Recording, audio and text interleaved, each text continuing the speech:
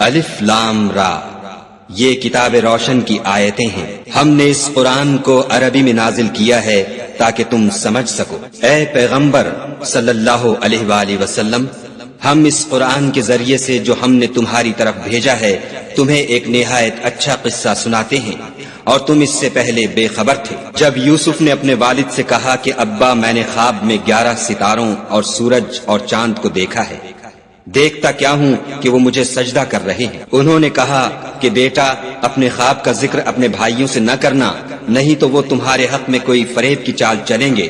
کچھ شک نہیں کہ شیطان انسان کا کھلا دشمن ہے، اور اسی طرح خدا تمہیں برگزیدہ و ممتاز کرے گا اور خواب کی باتوں کی تعبیر کا علم سکھائے گا، اور جس طرح اس نے اپنی نعمت پہلے تمہارے دادا پردادا ابراہیم اور اسحاق پر پوری کی تھی، اسی طرح تم پر اور اولاد یعقوب پر پوری کرے گا۔